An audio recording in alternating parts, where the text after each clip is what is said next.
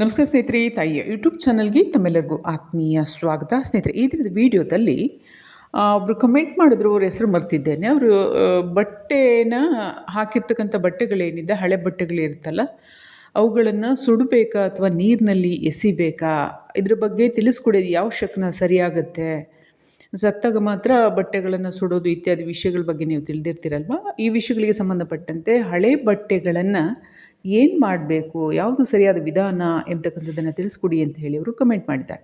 ಆ ಕಮೆಂಟ್ನ ವಿಷಯವಾಗಿ ವಿಡಿಯೋದ ವಿಚಾರ ಇರಲಿದೆ.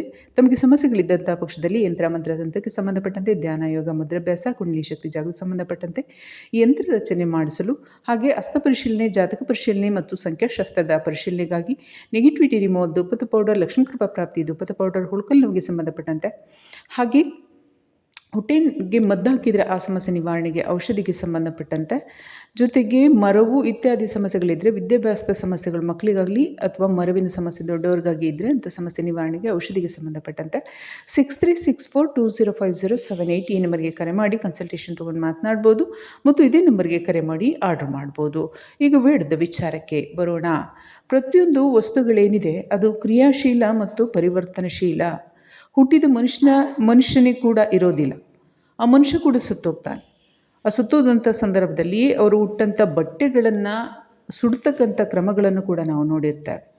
ಅದು ಯಾವಾಗ ಅವರಿಗೆ ರೋಗ ರುಜಿನಿ ಇತ್ಯಾದಿ ಇದ್ದಂಥ ಪಕ್ಷದಲ್ಲಿ ಸೋಂಕುಗಳಿರ್ತಾವೆ ಅನ್ನೋ ಕಾರಣಕ್ಕೆ ಆ ಬಟ್ಟೆಗಳನ್ನು ಸುಡ್ತಕ್ಕಂಥ ವಿಧಾನಗಳು ಕೂಡ ಇದೆ.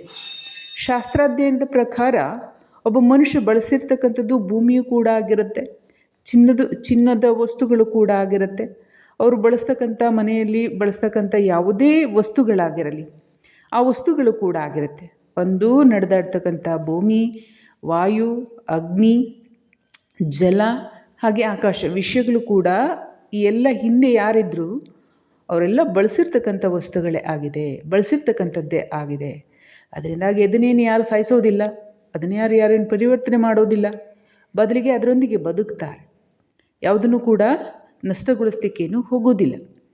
ಆದಾಗ್ಯೂ ಶಾಸ್ತ್ರಾಧ್ಯಯನದ ಪ್ರಕಾರ, ಶಾಸ್ತ್ರದ ಪ್ರಕಾರ ಕೆಲ ಸಂದರ್ಭಗಳಲ್ಲಿ ಜೀವ ಅಶುದ್ಧ ಕರ್ಮಗಳೊಂದಿಗೆ ಮಡಿದಂಥ ಪಕ್ಷದಲ್ಲಿ, ಅಂದರೆ ಸತ್ತಂತಹ ಪಕ್ಷದಲ್ಲಿ ಜೀವ ಅಶುದ್ಧ ಕರ್ಮಗಳೊಂದಿಗೆ, ಅಂದರೆ ಯಾವುದಾದ್ರೂ ಒಂದು ದೊಡ್ಡ ರೋಗಕ್ಕೆ ತುತ್ತಾಗ್ತಕ್ಕಂಥದ್ದು ಅಥವಾ ಯಾವುದೋ ರೀತಿಯಾದಂಥ ಬಾಧೆಗೆ ಒಳಗಾಗಿ ವಿಚಿತ್ರವಾಗಿ ಅದರ ಗತಿ ಎಂಬತಕ್ಕಂಥದ್ದೇನಿದೆ, ಗತಿ ಅಂದ್ರೇನು, ವೇಗ, ಆತ್ಮ ಅವಿನಾಶಿ, ಜೀವ ಅಮರ ಅಲ್ಲದಿದ್ದರೂ ಕೂಡ ಅದು ದೀರ್ಘಕಾಲವಾಗಿ ಜನ್ಮಾಂತರಕ್ಕೂ ಬಾಳ್ತಕ್ಕಂತಹ ಯೋಗ್ಯವಾದಂತಹ ಶಕ್ತಿ ಆತ್ಮದ ಆವರಣ.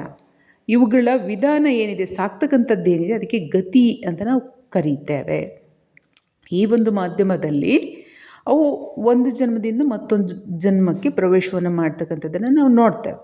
ಹಾಗಿದ್ದಾಗ ಆ ಜೀವಗಳು ಯಾವಾಗ ರೋಗ ರುಜಿನಿ ಇತ್ಯಾದಿ ಮಾರಕ ಅಂಶಗಳಿಂದ ಸತ್ತಿದ್ದರೆ, ಅವರು ಬಳಸ್ತಕ್ಕಂತಹ ವಿಶೇಷವಾಗಿ ಬಟ್ಟೆಗಳೇನಿದೆ, ವಸ್ತ್ರಗಳೇನಿದೆ, ಮತ್ತು ಇತ್ಯಾದಿ ವಾಚು ಏನೇ ಆಗಿರಲಿ, ಯಾವುದಾದ್ರೂ ಒಂದು ವಸ್ತುಗಳು ಅವರು ಧಾರಣೆಯನ್ನು ಮಾಡ್ತಾರೆ ಮತ್ತು ಬಳಸ್ತಾರೆ, ಪರಿಕರಗಳು ಅಂತ ನಾವು ಕರೀತೇವೆ. ಅದರಲ್ಲಿ ಕೀಟಾಣುಗಳು ಇರ್ತವೆ.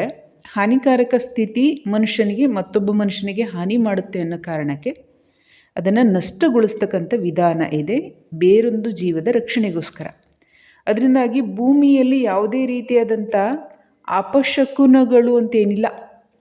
ಭೂಮಿಯಲ್ಲಿ ಏನಿದ್ದಾವೆ ಅದು ಯಾವುದೇ ರೀತಿಯಾದಂಥ ಅಪಶಕುನ ಇಲ್ಲ. ಹಾಗಿದ್ದರೆ ಗಾಳಿನೂ ಆಗಬೇಕು, ಏಕೆಂದರೆ ಅಂಥ ಜನ ಗಾಳಿನಲ್ಲೇ ಬದುಕಿರ್ತಾರಲ್ವ.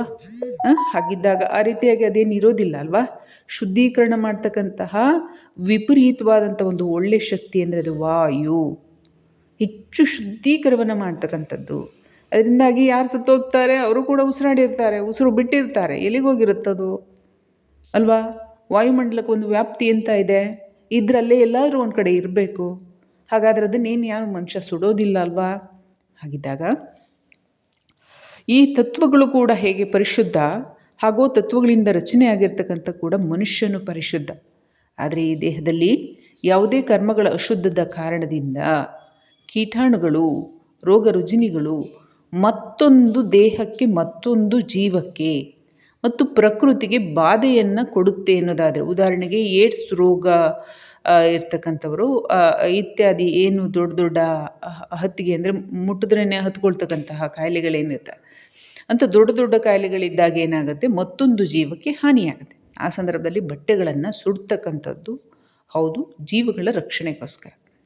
ಅದಕ್ಕೆ ಹೊರತುಪಡಿಸಿ ಪ್ರತಿಯೊಬ್ಬ ಮನುಷ್ಯನ ದೇಹ ರಕ್ಷಣೆಗೆ, ದೇಹದ ಒಂದು ಕವಚದಂತೆ ಕಾಪಾಡ್ತಕ್ಕಂಥ ಬಟ್ಟೆಯೂ ಕೂಡ ಆ ಮನುಷ್ಯನಿಗೆ ಒಂದು ರೀತಿಯಾಗಿ ಋಣ ಬಾಧೆಯನ್ನು ಉಂಟು ಮಾಡುತ್ತೆ. ಪ್ರತಿಯೊಂದು ಮನುಷ್ಯ ಹುಟ್ಟಿ ಸಾಯುವವರೆಗೆ ಎಷ್ಟೆಲ್ಲ ವಸ್ತುಗಳನ್ನು ಬಳಸ್ತಾರೆ ಮತ್ತು ದೇಹದ ಪೋಷಣೆಗೆ ಪಾಲನೆಗೆ ಏನು ಸ್ವೀಕಾರವನ್ನು ಮಾಡ್ತಾರೆ, ಅದೆಲ್ಲವೂ ಕೂಡ ಜೀವಕ್ಕೆ ಋಣ. ಆ ಋಣವನ್ನು ಕೂಡ ತೀರಿಸಿದ ನಂತರವೇ ಇಲ್ಲಿಂದ ಮುಕ್ತಿ, ಈ ಒಂದು ಭೂಮಂಡಲದಿಂದ ಮುಕ್ತಿ ಮತ್ತೊಂದು ಕ್ಷೇತ್ರಕ್ಕೆ ಅದು ಪಾದಾರ್ಪಣೆಯನ್ನು ಮಾಡ್ತಕ್ಕಂಥದ್ದು, ಹೋಗ್ತಕ್ಕಂಥದ್ದು. ಹಾಗಾಗಿ ಈ ಜೀವಗಳು ಯಾವುದೇ ಕಾರಣಕ್ಕೂ ಬಳಸಿರ್ತಕ್ಕಂಥ ವಸ್ತುಗಳೇನಿದೆ ಅದು ಅಪಶಕುನ ಅಲ್ಲ, ಅದು ಶುದ್ಧದಿಂದಿದ್ದರೆ. ಈಗ ತುಂಬ ಅವರಿಗೆ ವಯಸ್ಸಾಗೋಗ್ಬಿಟ್ಟಿದೆ, ಅವರ ಒಂದು ಇಲ್ಲಿನ ತೇರ್ಗಡೆ ಸಮಯ, ಒಬ್ಬ ಮನುಷ್ಯ ಆ ತೇರ್ಗಡೆ ಆದಂಥ ಸಂದರ್ಭದಲ್ಲಿ ಆಗೇನಾಗುತ್ತೆ, ಆ ಬಟ್ಟೆಗಳು ಅಪಶಕುನ ಅಲ್ಲ, ಹಿರಿಯರು ಸತ್ತೋಗಿದ್ರೂ ಕೂಡ. ಹಾಗಾಗಿ ಮನುಷ್ಯ ಏನು ಧಾರಣೆಯನ್ನು ಮಾಡ್ಕೋತಾ ಇರ್ತಾನೆ, ಆ ಧಾರಣೆ ಮಾಡ್ಕೊಂಡಿರ್ತಕ್ಕಂಥ ಬಟ್ಟೆಗಳು ಕೂಡ ಆ ಮನುಷ್ಯನಿಗೆ ಪ್ರೊಟೆಕ್ಟ್ ಮಾಡಿರುತ್ತೆ, ಹೆಲ್ಪ್ ಮಾಡಿರುತ್ತೆ, ಒಂದು ರೀತಿಯಾಗಿ ಋಣಬಾಧೆಯಲ್ಲಿ ಇರುತ್ತೆ. ಅದರಿಂದ ಅದನ್ನು ಸುಡಬೇಕು ಅಂತ ಏನಿಲ್ಲ.